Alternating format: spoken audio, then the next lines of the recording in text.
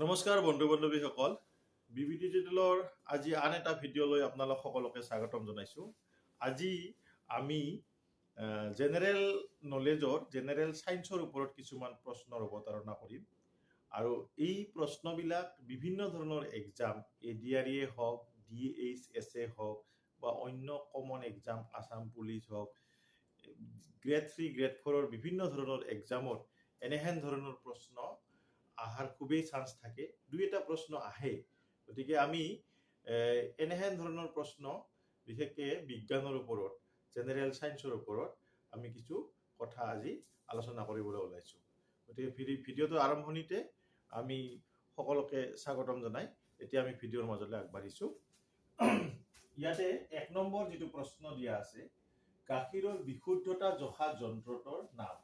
ইয়াক আমি অন্য ধৰণেও ক'ব পাৰোঁ যে গাখীৰৰ ঘনত্ব জোখা যন্ত্ৰটোৰ নাম। এনেকৈও ক'ব পাৰোঁ আমি যে বিশুদ্ধ গাখীৰ জোখা, বিশুদ্ধ গাখীৰৰ বিশুদ্ধতা অৰ্থাৎ কিমান পৰিমাণৰ গাখীৰটো কিমান পৰিমাণে বিশুদ্ধ হয়, এটা যন্ত্ৰৰ দ্বাৰা তাক জুখিব পাৰি। এতিয়া A নম্বৰ অপশ্যন আছে কি বেৰোমিটাৰ, B অপশ্যন আছে লেক্টোমিটাৰ, C এনিমোমিটাৰ আৰু D হাইড্ৰোমিটাৰ।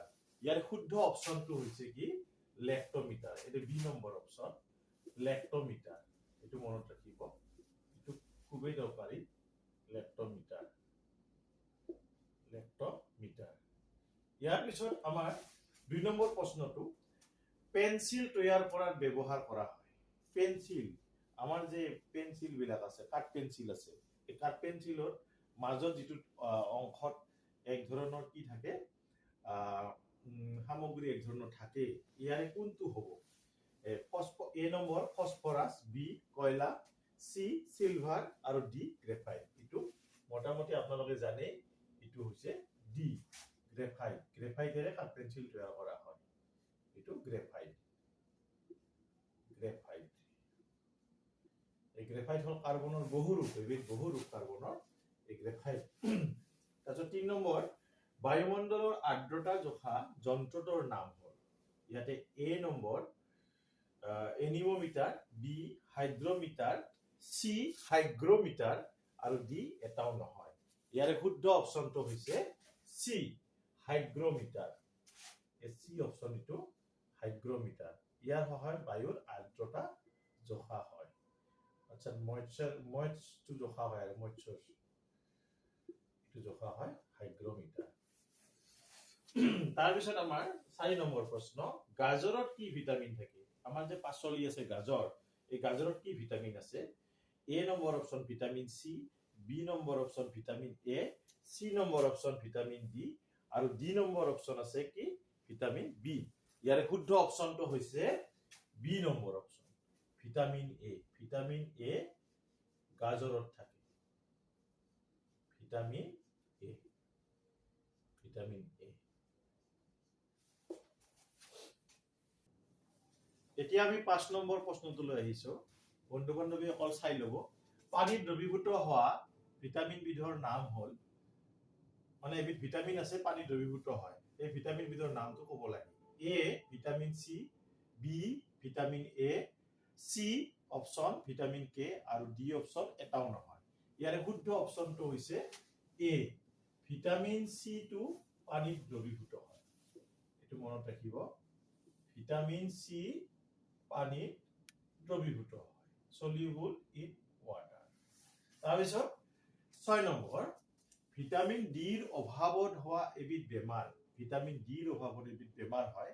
ইয়াতে এই 4টা অপশ্যনৰ এবিধ বেমাৰ ভিটামিন ডিৰ অভাৱত হয়। অপশ্যন কেইটা চাব, A স্কাৰভি, B কুকুৰিকণা, C ৰিকেট আৰু D চুলিহৰা, হেয়াৰ ফল যিটো আছে সেইটো। ইয়াৰ ভিতৰত আমাৰ শুদ্ধ অপশ্যনটো হৈছে C। এই ৰিকেট বেমাৰটো ভিটামিন ডিৰ অভাৱত হয়।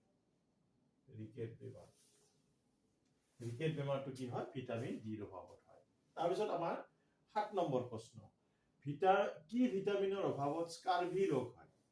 স্কাৰভি বেমাৰটো কি ভিটামিনৰ অভাৱত হয়?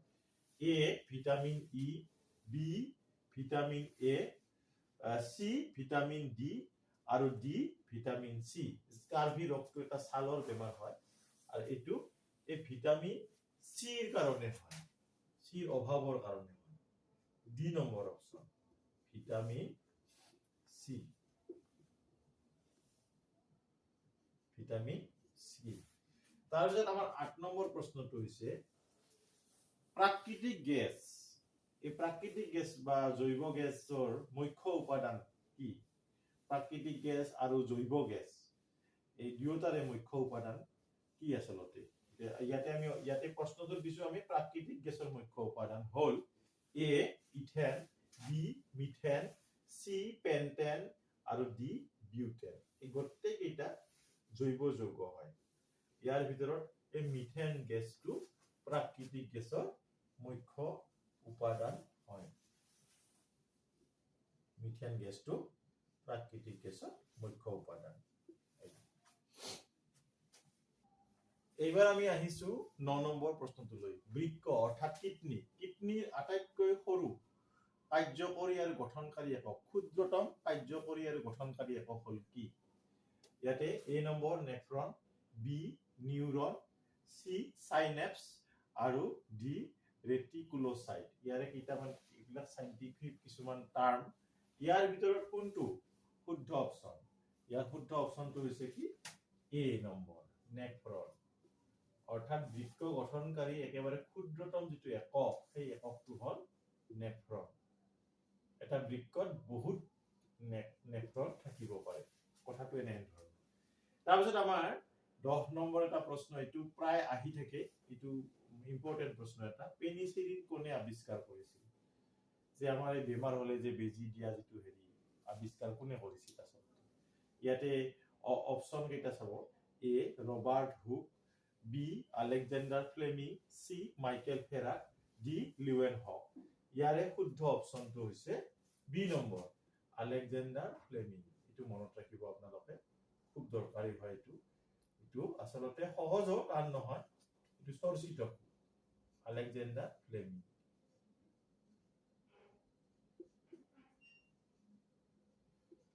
ইয়াৰ পিছত 11 নম্বৰ প্ৰশ্ন, হাড় আৰু দাঁতৰ গঠন মজবুত কৰাত প্ৰয়োজন হোৱা মৌলবৃত্তি অৰ্থাৎ খনিজ লৱণ, এবিধ খনিজ লৱণ বা মৌল হাড় আৰু দাঁতৰ গঠন মজবুত কৰাত সহায়ক হয়।